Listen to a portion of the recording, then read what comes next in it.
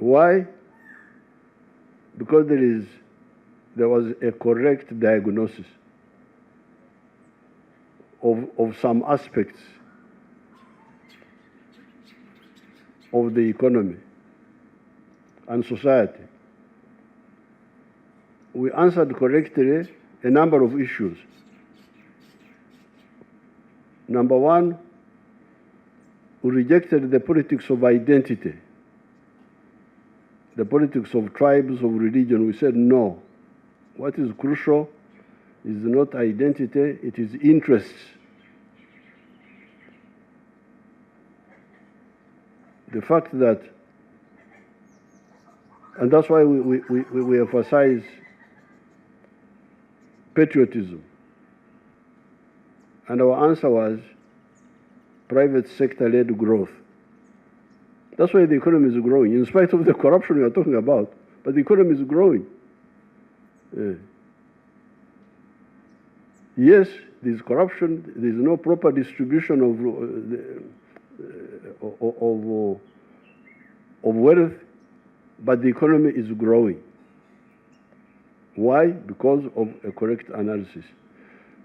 So therefore, for me, I would want to advise you that if you really want to make a contribution, study ideology. It's good that you want to go to Chankwanzi, because it is in Chankwanzi where they take you through what we call political economy. Political economy I told these people when we came from the bush to introduce a paper in all courses. So that confusion, because you see the big problem, you the young people, is the confusion you get yourselves in with these foreigners and all this, you really get lost. So number one, the words development is for everybody, but wealth is for you. Now, if you deal with wealth, then the next crucial thing is service provision. Service provision, like the Mugisu man. The fourth point is jobs. Emirimu, what you are talking about.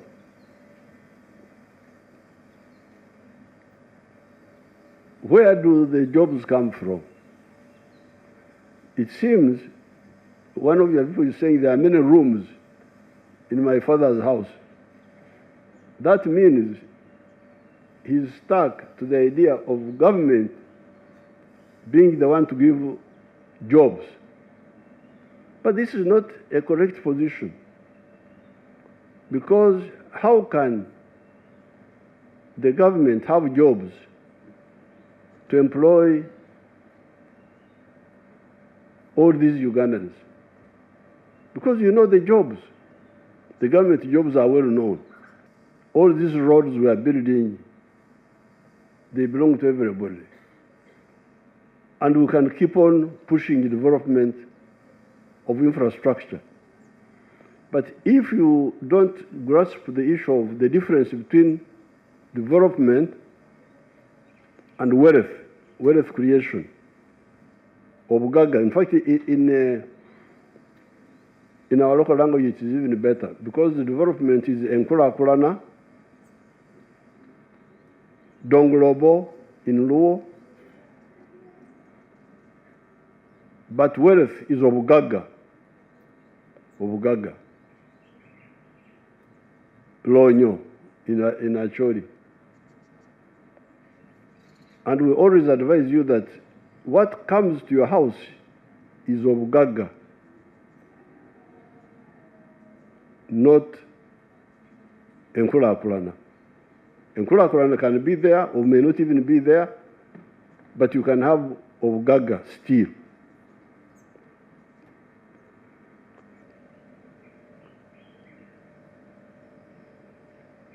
Number one, development.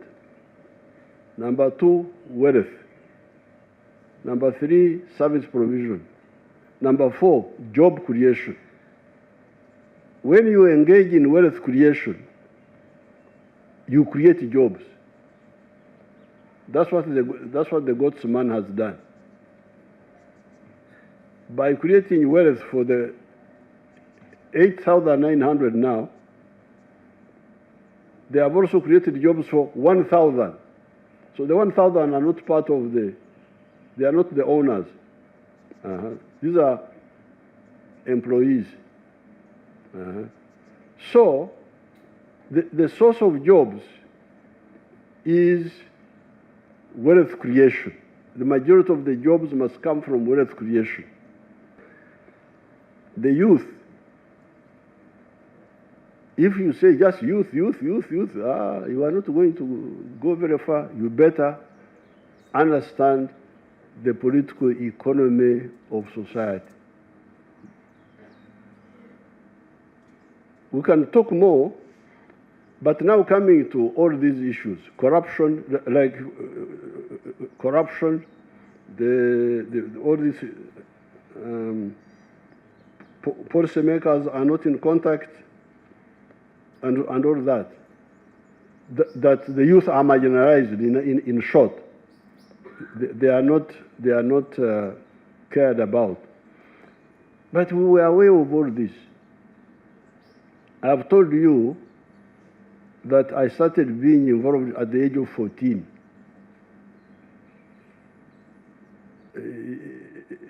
Because the government made a policy. Number one, this money has come to the parish, 100 million. Not only that, the 100 million must be divided like this, like this, like this. So the decision, the policy is clear. Now, you are from the parish, you yourself. How can somebody, the policy is clear, maybe what the center here should do more, the NRM Secretariat, is speak more. Somebody made a very good point. I think it was the man of the media, Kawesa, who said, give us information, give us information. That's a good point. That information is there. The 100 million has come. 10% is for this, 30% is for that. So if I'm from the parish, how will I not insist on my share?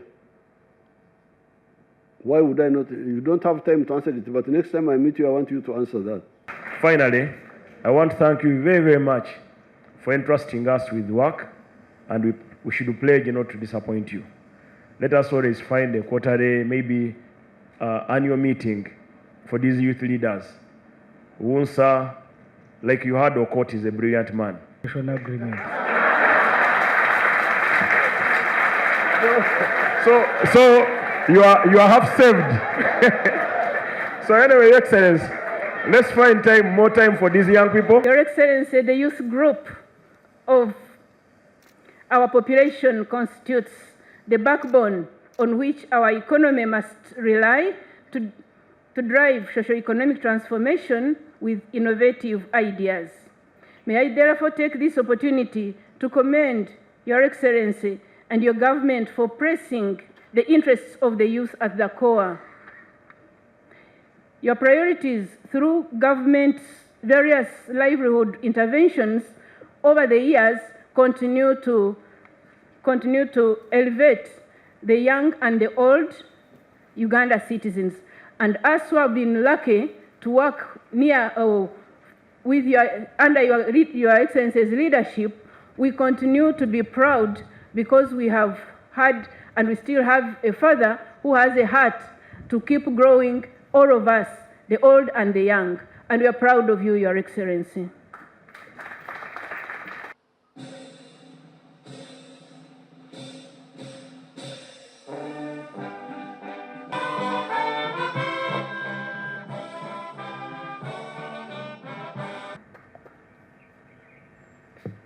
We have, and I have been given the honor to guide the discussions. You need to come to the fore. Representing them civil society also may, please, that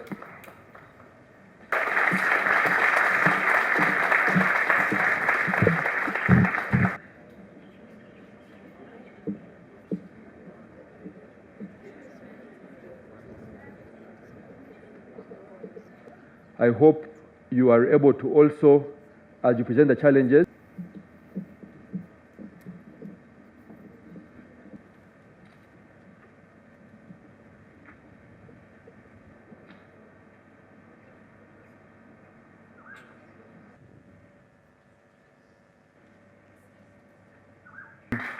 all the guild presidents of the national universities.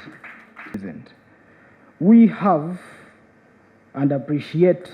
We will now hear from Mr. Sherira Obed, Youth Platform Africa. God say that if you really have a point, come and we discuss, we can solve this. And attended our annual general meeting, and we really have people before they get out of their offices, they should also be given time to go there. Let me conclude by thanking our team that is actually revamping the National Youth Council, and we pray that since they...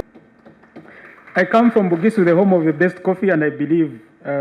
of course, plus the councillors, that makes it 11. However, you and guard them. I want to speak about the relationship between media and politics, for that matter. Media and politics are not just intertwined, but we're very symbiotic in nature. We depend on each other, we check each other, and all we do that in the interest of the people.